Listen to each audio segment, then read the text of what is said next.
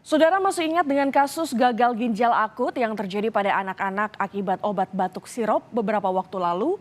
204 orang anak dinyatakan meninggal dunia akibat gagal ginjal akut, sementara yang selamat terancam masa depannya suram karena mengalami kelumpuhan dan dampak jangka panjang. Bocah 4 tahun ini merupakan penyintas gagal ginjal akut progresif atipikal atau GGAPA. Ia kini sudah bisa bermain dan berkumpul dengan keluarganya. Korban memang terlihat tak seperti balita pada umumnya, namun ia sempat dirawat lebih dari 2 bulan dan sempat mengalami koma di RSCM Jakarta. Menurut orang tua korban, anaknya sempat tak bisa buang air kecil selama seminggu hingga akhirnya divonis menderita gagal ginjal akut. Meski sudah dinyatakan sembuh dan pulang ke rumah, hingga kini masih harus menjalani cuci darah seminggu 2 kali dan dipasang selang untuk membantunya makan dan minum. Tak hanya itu, sang ibu juga menyebut ada kendala di bagian mata dan telinga putranya.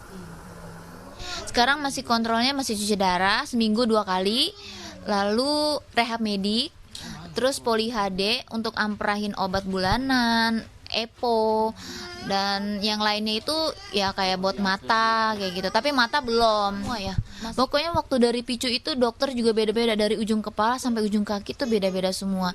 Dan untuk saat ini yang dokter lihat itu rehab medik kan, karena mau diinin dulu dia berjalan lagi.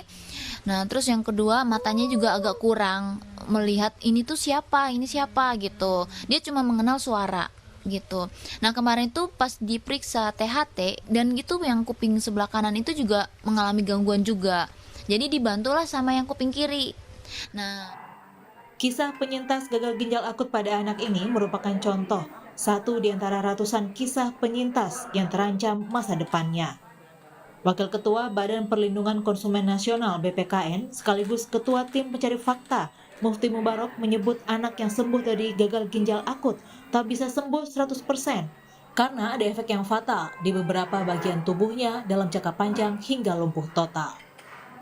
Kami dari tim pencari fakta tentu dengan segala pertimbangan, pertama meminta sebagai bentuk empati dan simpati kepada korban GGAPA, pemerintah dan industri farmasi dipandang perlu untuk memberikan santunan atau kompensasi sebagai ganti rugi kepada korban GGAPA yang telah meninggal dunia, baik yang masih dirawat maupun yang kemudian masih terus berobat. Ini banyak korban yang terjadi meskipun sembuh tetapi juga menimbulkan akibat fatal dari kasus ini, misalnya sampai ada yang buta, ada yang lumpuh.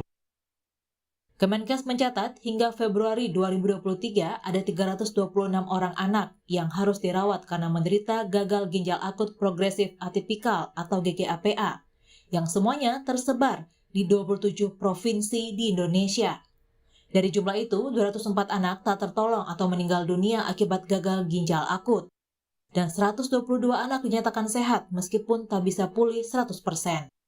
Gagal ginjal akut progresif atipikal muncul akibat korban mengkonsumsi obat sirup yang mengandung etilen glikol atau EG dan dietilen glikol atau DEG. Meskipun Kemenkes menyebut pembiayaan anak korban gagal ginjal ditanggung negara lewat Jaminan Kesehatan Nasional, tapi masa depan anak yang tak bisa pulih 100% menjadi suram. Tim Liputan Kompas TV.